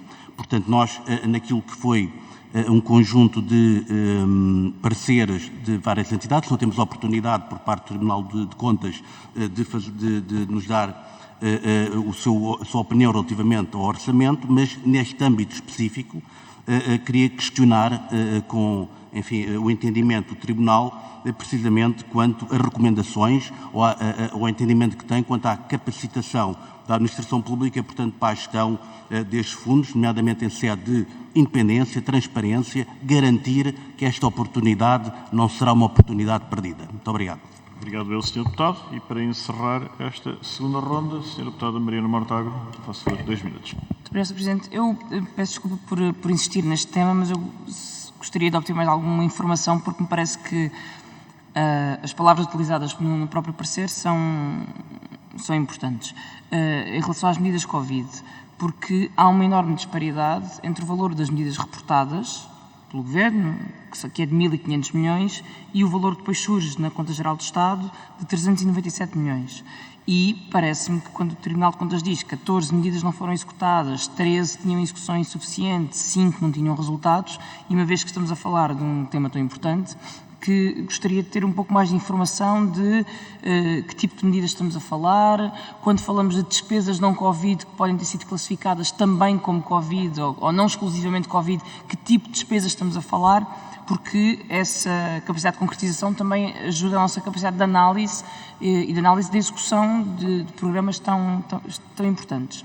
Em segundo lugar, gostaria de perguntar se o Tribunal de Contas teve a oportunidade de se debruçar especificamente sobre um benefício fiscal. A estrutura dos nossos benefícios fiscais tem-se vindo a concentrar em torno de 2 benefícios: o regime dos residentes não habituais e o CIFID. O aumento do CIFID tem uma razão. O CIFID começa a aumentar quando é incluído como despesa elegível a compra de unidades de participação de fundos de capital de risco. Mas esses fundos de capital de risco não eram sequer obrigados a investir em investigação e desenvolvimento e, portanto, é um benefício fiscal que, na verdade, não tem razão de ser, porque bastava comprar uma unidade de participação sem garantia que esse fundo depois investisse em investigação e desenvolvimento. Não me parece até que seja legal ou constitucional ter um benefício fiscal cujo fim não pode ser verificado e essas regras já foram alteradas, mas durante muito tempo foram assim mesmo. E por isso gostaria de saber se houve alguma investigação, alguma análise específica do CIFID. Muito obrigado, Sra. Deputada. Por lapso, o Sr. Deputado Rui Afonso não estava registado. Faço favor, 2 minutos. Peço desculpa, Sr. Presidente, e obrigado. Relativamente ao Orçamento de Estado, portanto, prevê-se um aumento da massa salarial da Administração Pública em 900 milhões de euros. Portanto, 400 milhões para aumento salarial geral, 251 milhões de euros para promoções e progressões, 51 milhões de euros para mitigação do tempo de serviço congelado, professores e carreiras especiais, 75 milhões de euros para novas contratações e depois há uma última verba, são 121 milhões de euros para despesas não especificadas. Eu questionei a Sra. Secretária de Estado do Orçamento sobre esta verba, mas efetivamente não me foi respondido. Eu queria saber, Sr. Presidente, se por parte do Tribunal de Contas haverá alguma observação relativamente a esta matéria. Muito obrigado. Muito obrigado, eu, senhoras e senhores deputados, que está assim concluída da parte das questões esta segunda ronda. Foram 6 senhoras e senhores deputados a usar a palavra. O Tribunal de Contas disporá de até 12 minutos para prestar os esclarecimentos solicitados. Sr. Presidente, faço a palavra é sua. Muito obrigado, Sr. Presidente. Realmente são muitas questões e todas muito interessantes. Vou procurar dar uma resposta a todas, começando pelo Sr. Deputado Rui Tavares. Sr. Deputado, a resposta à primeira pergunta é sim, relativamente ao mecanismo de defesa do Estado de Direito, não é?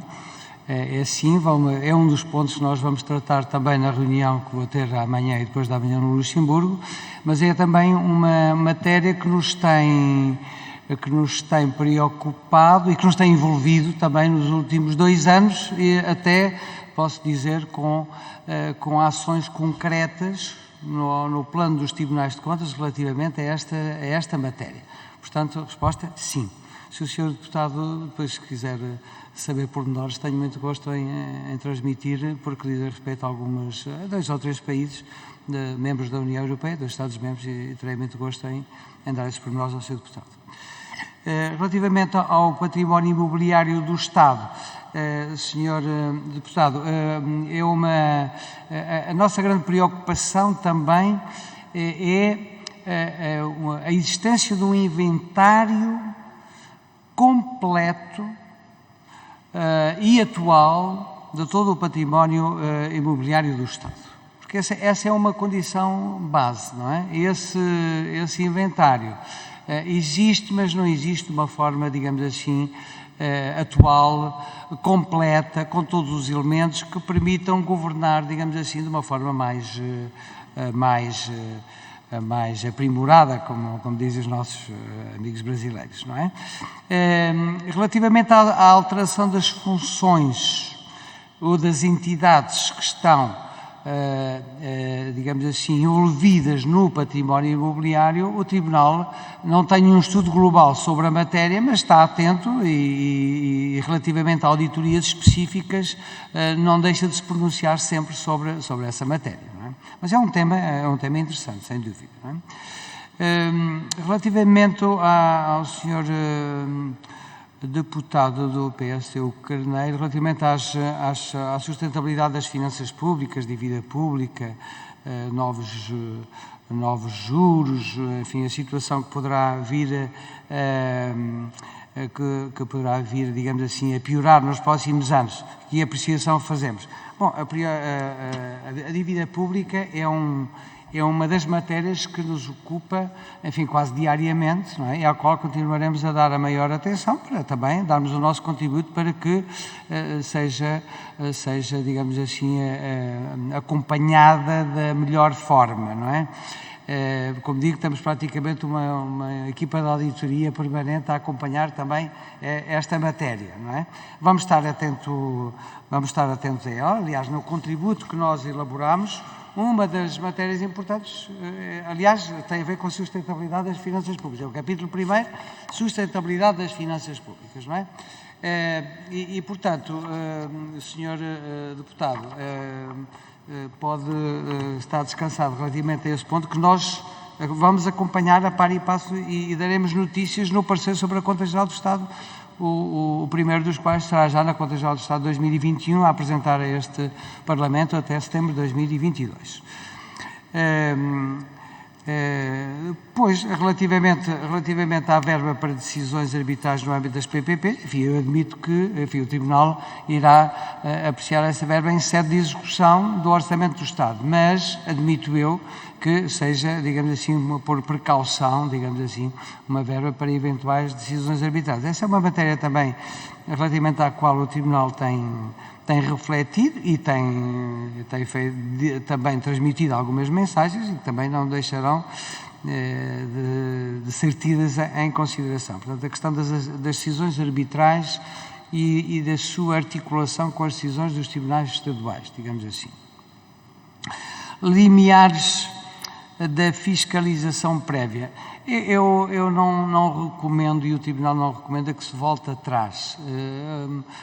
Há 2 ou 3 alterações ao regime da fiscalização prévia que nós gostaríamos de propor a este Parlamento e falo-emos a curto prazo, mas, por exemplo, enfim, como os senhores deputados conhecem, os contratos com valor superior a 750 mil euros podem começar a ser executados, mas não pode haver pagamentos.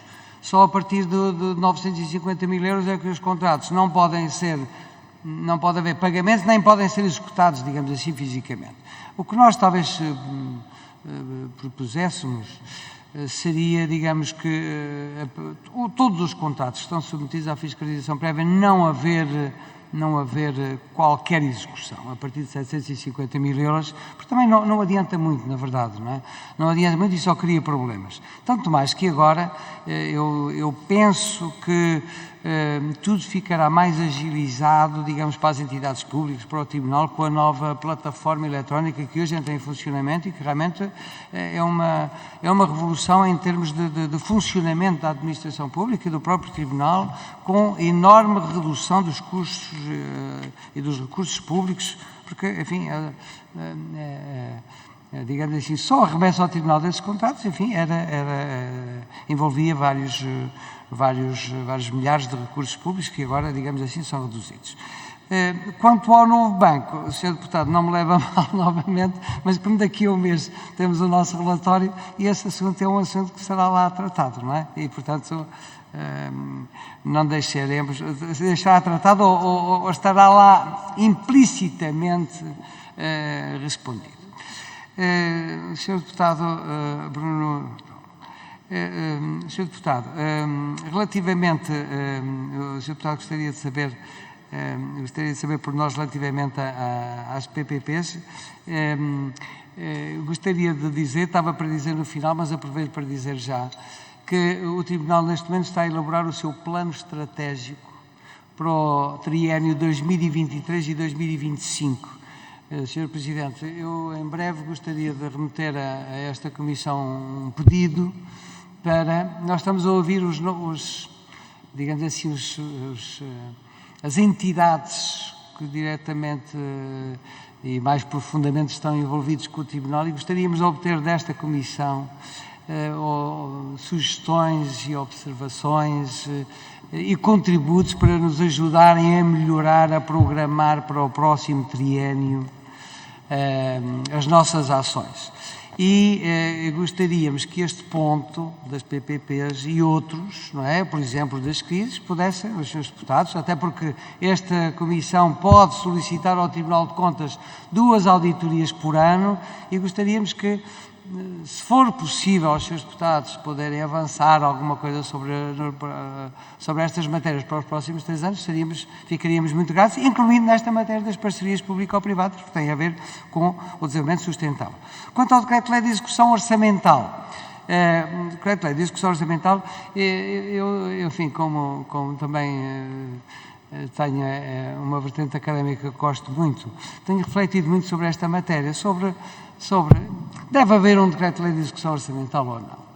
A Lei de Enquadramento Orçamental que esta Assembleia aprovou prevê que haverá um Decreto-Lei de Execução Orçamental até o final do mês de janeiro.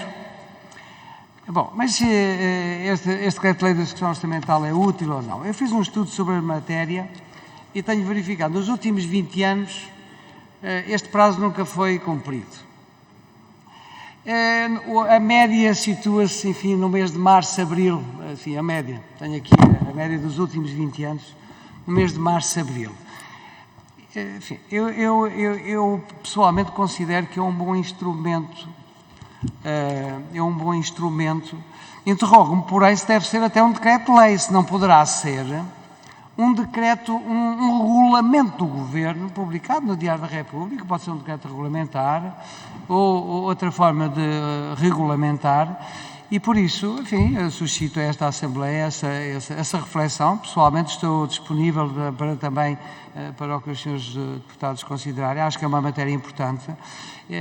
Eu acho que é útil haver um diploma de execução orçamental, seja ele de natureza legislativa, seja ele de natureza regulamentar. De todo o modo, enquanto a Lei de Enquadramento Orçamental estiver em vigor nos termos em que está, prevê-se um Decreto-Lei de Execução Orçamental até ao final do mês de janeiro de cada ano, não é? E, portanto, é isso. E, portanto, o Tribunal não deixará também de se pronunciar sobre esta matéria.